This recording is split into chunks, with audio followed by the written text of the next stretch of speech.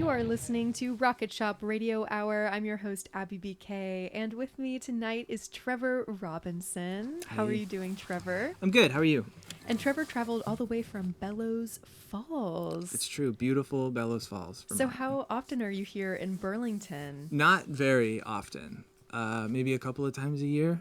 Okay, yeah. And is this your first time in this space? In this space, it is my first time, yes. Very exciting. Well, welcome. I feel like it's a maze of interesting things in here, so hopefully you've settled in. I'm pretty settled, yeah. But we love to kick the show off with a song, so what have you got for us? This is a song I wrote on the last day of January. I don't think it has a name yet, but I've been playing it out, because what else do you do with a song? So, I'm just going to get into it.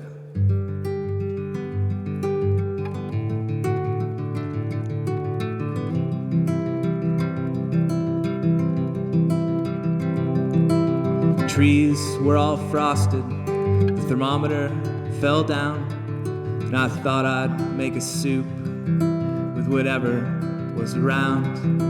The potatoes had sprouted, the onions were in bloom. Chopped them all up anyway, looked around the room, found a carrot that was softer than a carrot ought to be, half a head of broccoli and a cup of frozen peas. February peeked in through the window,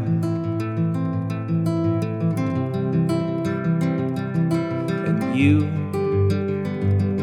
turned on the Nintendo.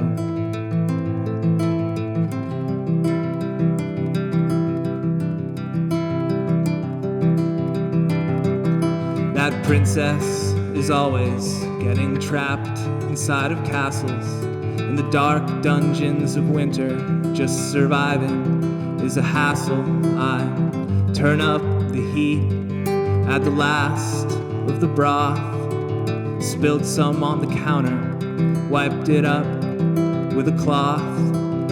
I will see to it that we have something warm to eat.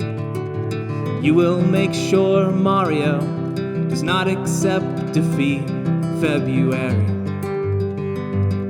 is a war of attrition. You need sustenance, not ammunition.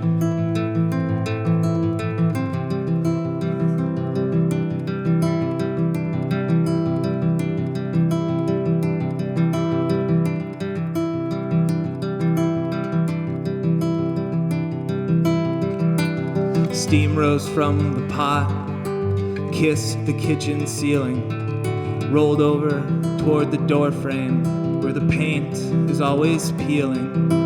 A soup is something greater than the sum of simple parts. Love is so much larger than the size of human hearts. I will get the bowls, dip the ladle, and pour. You will reach the end, World 8, Level 4. February is a place hope goes to die, but not for us. We've got 2 lives, you and I, you and I, you and I.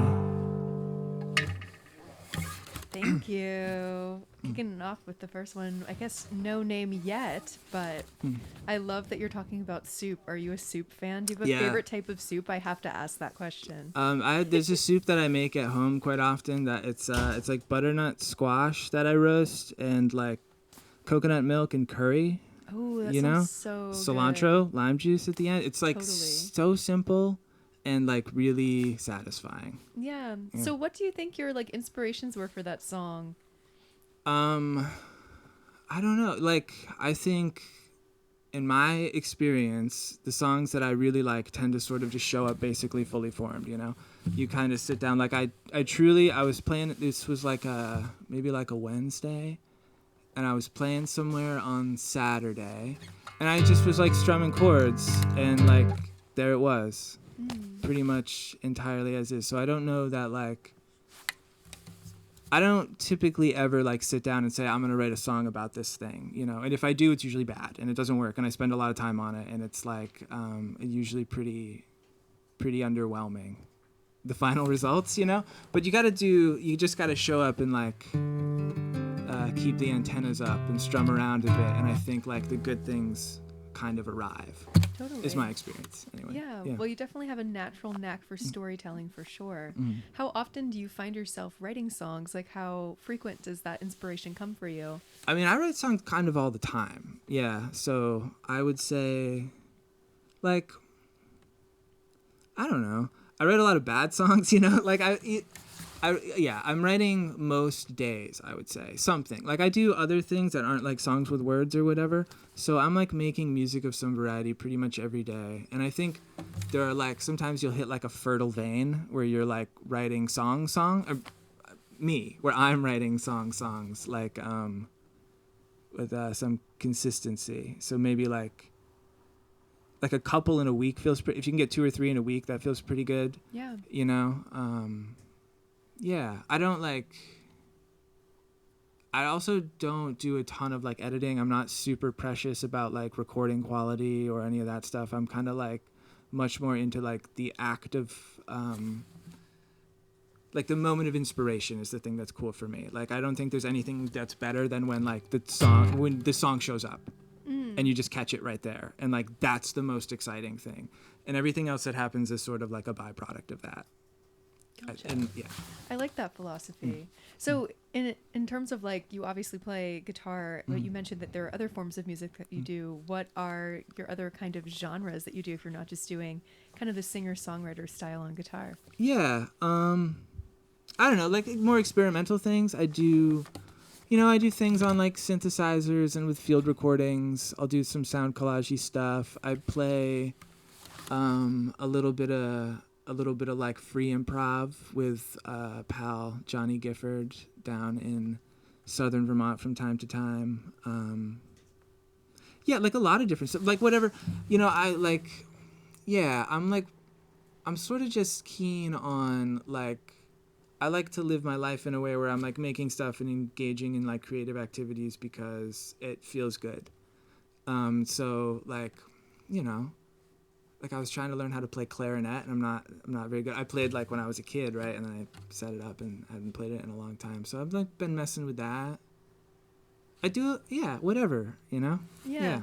How do you feel like those maybe like other sounds trickle into what you do naturally write on guitar? Do you feel like having other outlets for music inspire each other? I think maybe more so now. For a long time, it was like pretty kosher, like milks and meats separate, you know, like they did not cross paths. It was like the songs on the acoustic guitar were songs on acoustic guitar, and like the other stuff was other stuff, and never the twain shall meet. Just because like I couldn't figure out like a natural way to do it. But I feel like they're more... I think honestly, it's funny we're doing this because this is a really bad example but like typically they're most intertwined. Like if I play out live, usually I'll play like electric guitar, and I'll have some doodads and like the effects and like the loopers and stuff, and it's quite a bit noisier. And they're because I'm not super precious about the recordings, like I said, I think in my mind the songs are kind of like the chords and the words, and then anything else can happen. Especially if you're like playing them, they get to sort of like be new every time, you know? Right. Yeah. So that's where they influence each other, is like playing out, I think. Gotcha. Yeah. Interesting. And in terms of your songwriting process, you said that, you know, it kind of just like comes to you. Do you find that you typically like fiddle around on guitar first, or do you kind of have like a concept in your brain that you then translate? Like what comes first for you in that process typically? Like it happens at the same time. Like I write playing guitar. I will strum chords, and And sometimes like something will come across like my path that will feel like it's a song, you know, like you'll read something or like see something and just like it's like a feeling,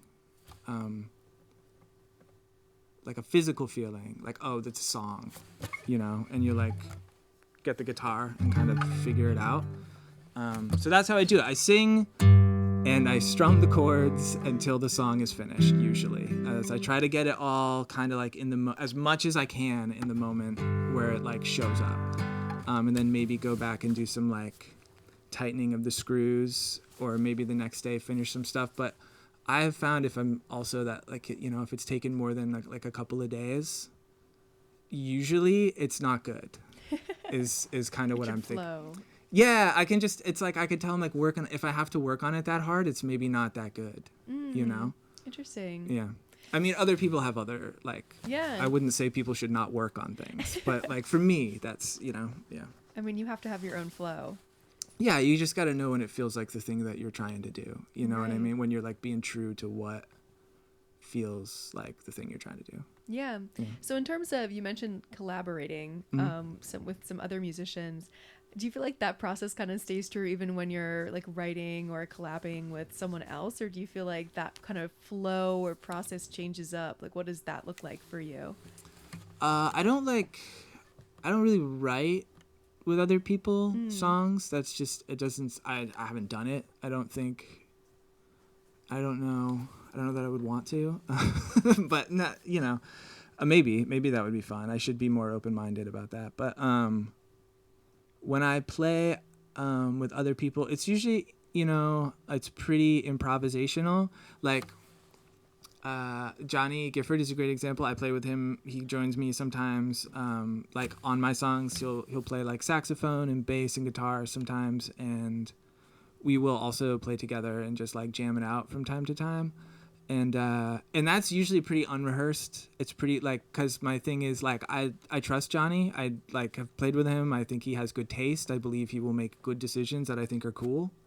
And so I just let him do that. And I think those are, and anybody that I play with, that's kind of like the way I like it to be, is that just like, they're a friend of mine and I think they're cool and they do cool things. And so why would I want to tell them what to do or whatever, so they can just like do their thing, you know? And then it's like, that's fun for me. Yeah. Totally. Mm-hmm. Yeah. Allowing that creative freedom to blossom in front of you, I guess. Yeah. Like I only have so many ideas. Do you know what I mean? I'm much more interested in like somebody else's ideas. You know, I already had all my ideas. I have the chords and the words, and that's my ideas, basically, you know? I guess. Yeah. I love it. Well, we'd love to hear another song. So what have you got for us? Yeah. Oh, this is a song. This is called True Cult of You. KVLT, like the black metal cats spell it on the message boards. Yeah.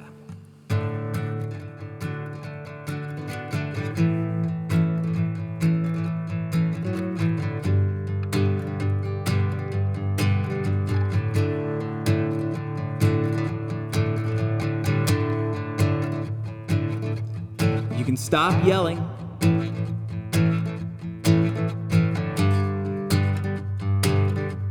Meet him right here.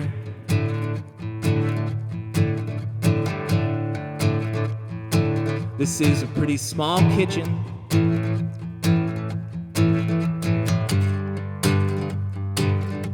I can hear you just fine.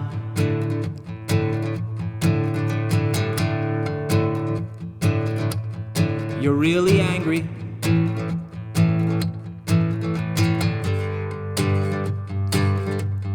That much is clear.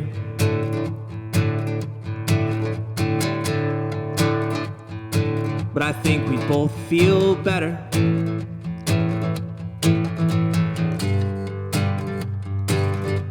if you put down the knife. All strung out on meth, and we don't have any money. But I don't think the answer is stabbing somebody.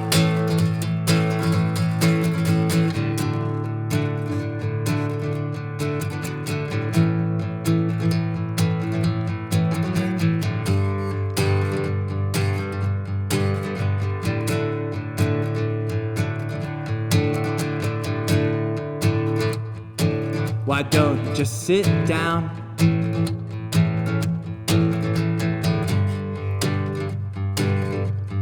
Let the storm pulsate.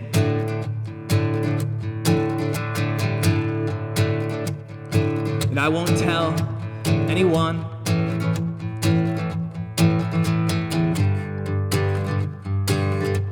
If you happen to cry,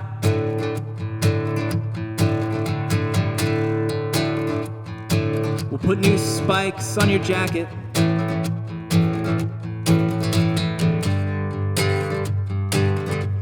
I'll touch up your corpse paint.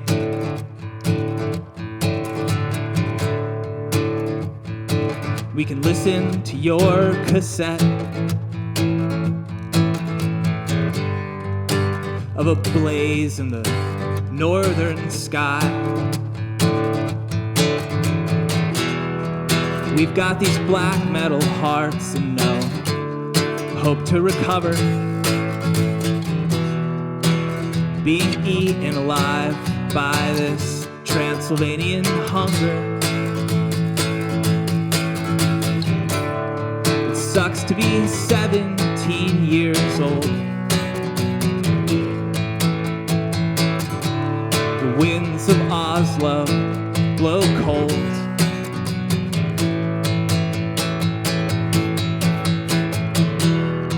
I don't always know how I feel about Satan or whatever.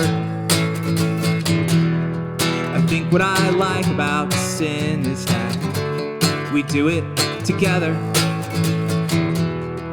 We've got these black metal hearts and no hope to recover.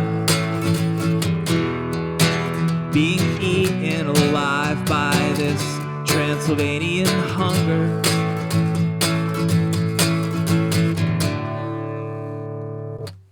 Trevor Robinson there. So I would love to talk to you more about your recent album, So Every Word Was True. Oh, yeah. So you just recently released that. So take us through what that was like and your inspirations for your current release. It was like I put it on Bandcamp. So I throw some files. Like I said, I'm like pretty loose about the about like releasing things, I guess. I mean, like what it was like was that, like, when did I put that up? January? It would have been sometime in January. And so I probably wrote all of those songs like in December into January. And then when it felt like I had however many songs it was and it felt like a thing, I was like, cool, throw it up. And that's pretty much my approach to it. I'm not too, like, I really would like to, if I was courageous enough, I just like wouldn't do releases at all. For a long time, what I would do is I would just do like CDRs and I would just like leave them places, or I would just show up when I had like 10 minutes worth of songs I liked. I would just go to an open mic and play them, and then I'd never play them again. I'm very big into this sort of like ephemeral thing, and I've slowly gotten sucked into this thing where like there's like an archive that is pretty much the Bandcamp page, but I hold strong in that there are like some things that I will never record and put up there. Like that song doesn't really have a good recording that I just played. I think I like to keep some of the best ones for myself, or not for me. Like I play them for people or whatever, but like I'm like way off the topic. What was that like? I don't know. I recorded some songs and I put them on Bandcamp. I usually I try to stay pretty moving in that sense, because I don't want to like,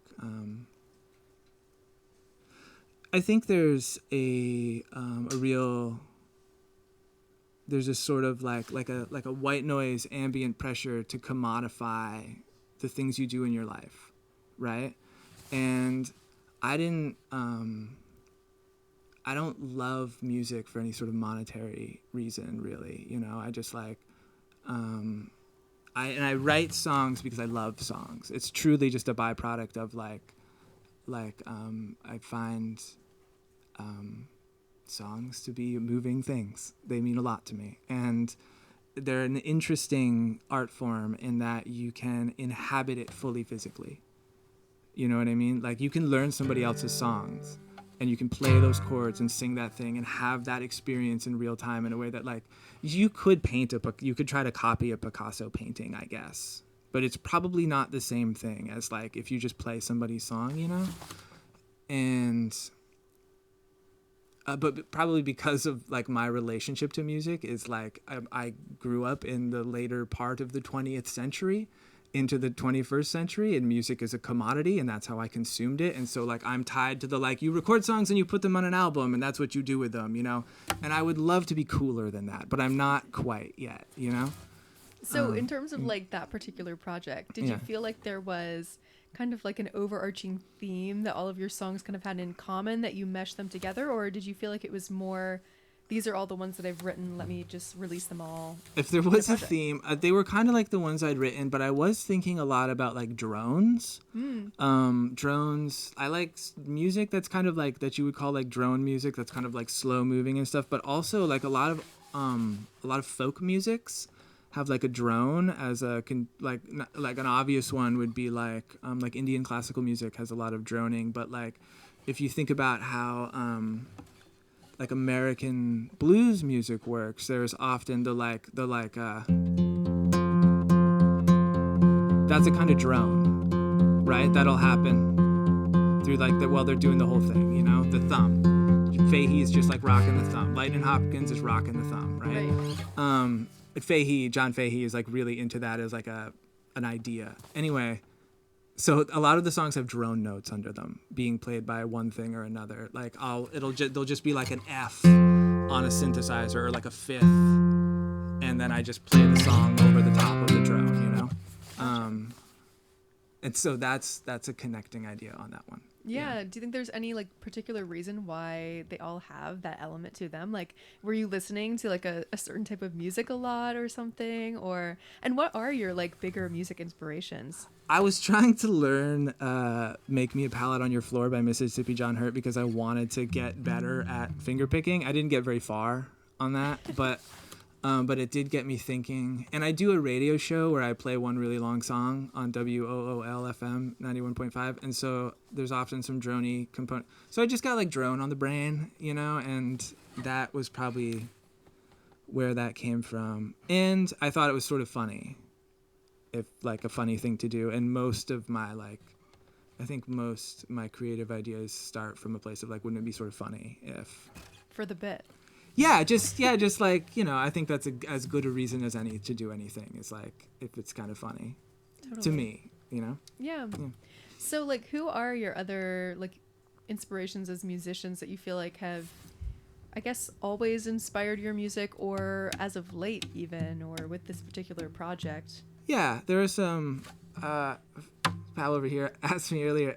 There are some people that like really early on, like the Mountain Goats, Daniel Johnston, early Sebadoh, were people that I heard that made me think like I could do that, you know, like things recorded onto cassette, like really clearly, just like a person in a room singing a song they just wrote, felt really attainable. Like I didn't think my songs were going to be that good, but like it's not like a monumental thing to do. It's like I could turn my phone on and do that. You know, so those people, John Prine is continually really inspiring in the sense that if I ever feel like I don't have like good chops or I should have more chords in a song, I will listen to a John Prine song and it will be 3 chords and incredible. And I say, well, I don't need, you know, if John Prine doesn't need more 3 chords, then neither do I. So him, yeah, I like the idea of just being like, inspired by stuff that's like, you know, I'm hoping that I'm writing songs that are like my songs, you know, but like, you know, I go to a lot of shows. I like a lot of music. I like to just like, I like to see somebody do a thing that makes me think like, oh, anything is possible. Like you don't have to do rules or whatever. Like you go see some kind of out music or an improvisational thing that makes me feel like inspired to do a thing because I just can, and hanging out with my friends. Yeah, that's the other thing. Totally. So in terms of like the production process for, I guess, any of your releases, I know that you said you're kind of more go with the flow with all of these things, but like what do you typically do? Do you record, mix, master yourself? Do you seek out additional help, record in studios, etc.? I record at my house on a 4-track pretty much, and then I bounce that onto, I have a 4-track cassette recorder that I like. I'm comfortable with it. It works in a way that that system works for me. And I will record onto that and then bounce it onto a computer, and I don't do much to it after that. It's kind of like on to the next thing. Like I said, I've tried to be a little more like involved in a recording thing, and it's just not like super comfortable for me or important really. I don't just like the things that I find moving about songs don't hinge on that really. There are songs where like I love like production choices and things like that, you know what I mean? But it's like, you know, I'm not a fidelity freak. I don't really care about like, that's just not like, not something I'm that worried about. What I like to do is just to be able to do it. To like, when I feel inspired to do a thing, I make it and that's it. And I'm going to do the next one. You know what I mean? So that's the process. 4-track onto the computer and move on. Got it. Yeah. I mean, you've got your process down, so why change it? Yeah. That's kind of, you know, maybe someday it will feel like it's not working anymore, and I'll do something else. But probably the something else will be simpler. It'll be like, why don't I not record anymore? I could just play this at my house, and that's even simpler. Right. You know, but then you don't get the like the illusion that multi-tracking gives you, where like multiple things are happening at once, but you're just one person. Yeah, I mean, that's harder to do. Totally. Yeah. Well, we'd love to hear another song. So what do you have next? This is a song. This is kind of about writing songs. I wrote this song and then I took a break for a while because I thought like if you're writing songs about writing songs, you should probably just go outside or like do something else. But I've been playing it a few different ways, so I don't know. I usually finger pick it, but I might strum it up a little today. We'll see how it sounds.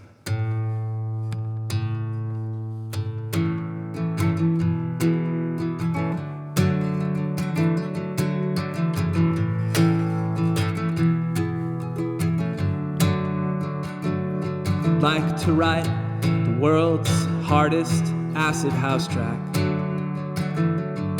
with a bass line that would shake you to your knees. I'd dress in black and debut it at Berghain, where the fog's so thick that you can hardly see.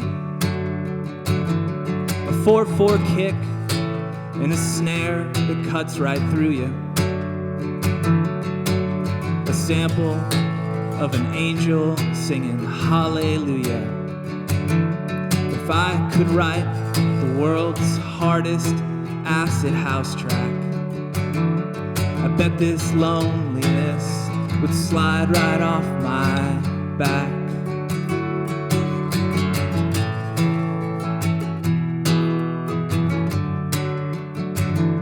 I'd like to write the world's fastest D-beat punk song. Strike fear in the hearts of corporate fascists. I'd hand out homemade cassette tapes that would turn your stereo to ashes. I'd speak straight to the souls of damaged youth with ethics that rang crystal clear and true. I could write the world's fastest D-beat punk song.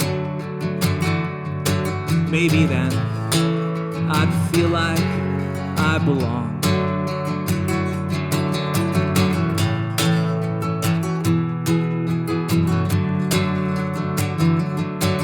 For now, I'll sit here and strum these chords till I find something real to say. I'll stare deep into the void of a blank page. Hope this uncertain feeling melts away. I'll keep my ear pressed tight to the ground.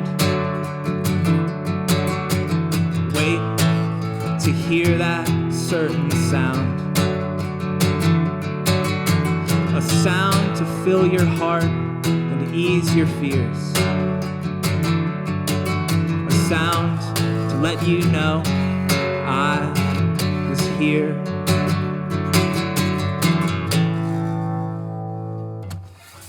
Robinson. What was the name of that one again? It's called I Certainly Don't Do It for the Money. I Certainly Don't Do It for the Money. That was like the perfect segue based on what we were talking about before about making music.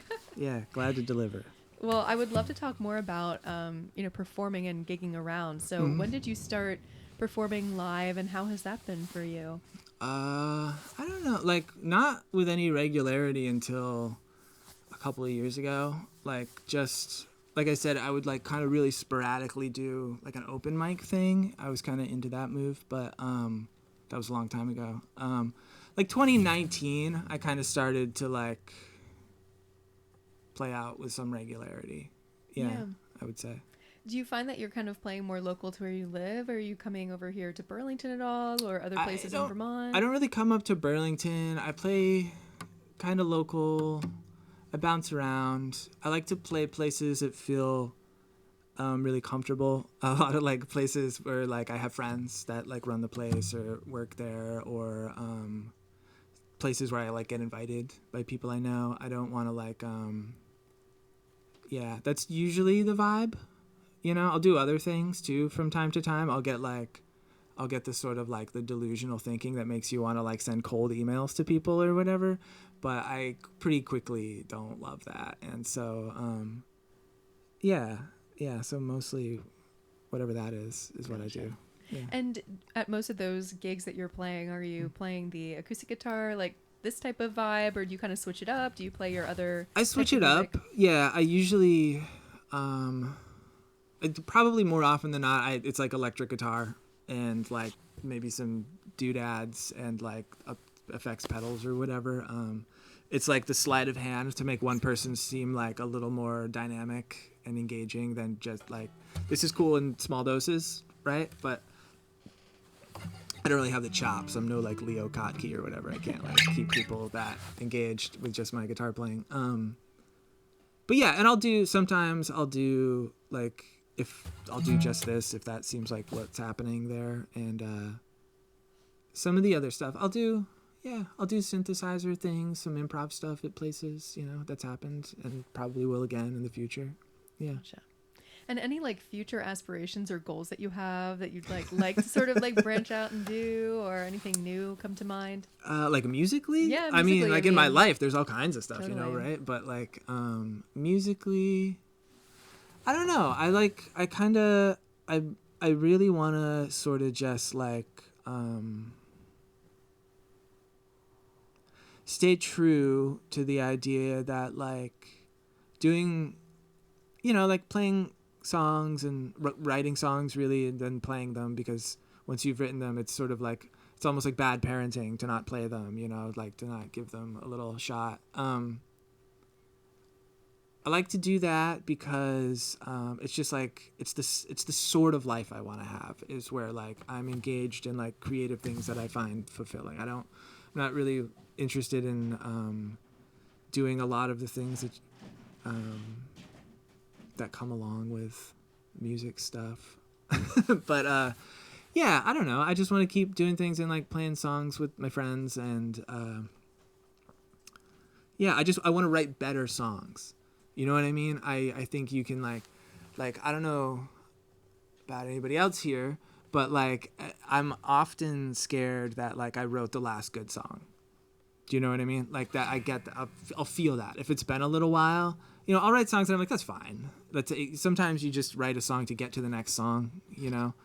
But what I really want to do is just write some more good songs. Things that I feel good about, that feel like they say like a true thing, about usually somebody else, but also me. I don't typically write super autobiographical stuff, but writing good, making things that I feel good about is that's my goal. I mean, it's a great goal. Yeah. It's staying authentic. Yeah. And obviously you've been releasing music quite frequently. So do you foresee like releasing something new soon in the next like coming months? Probably in the next couple of weeks. Yeah, I've been working on like just like a really mellow synthesizer thing, like music to like water your plants to, you know, is like kind of like that's the like, if there's like a mood board in my head, it's just like music to do chores to, and it's coming along, and it's nice, and I'll probably pick about 25 minutes worth of the stuff I like and put it up, and then that'll be the next. I tend to sort of like latch on to an idea, you know, and like want to see that through, you know, and then the like collections of songs all kind of tend to have a similar vibe, and then between that it's like very thematic, I think. Yeah. Do you have like an idea for like a name yet, or are you still kind of in the process of selecting what the vibes for like are? the next thing? Yeah, for the next No, thing. the naming, I'm like really hesitant to name things until like at the very last minute, when I do feel like the song shows up, like the name shows up too sometimes. Gotcha. You know, and like at the last minute I'll just kind of like look around my house and start like flipping through the books and whatever, and you know, get the wheel spinning, and that'll be how I name it. From soup to chores, we love it. Yeah, Just really, I'm a pretty domestic guy, really. Yes, by and totally. large. Yeah.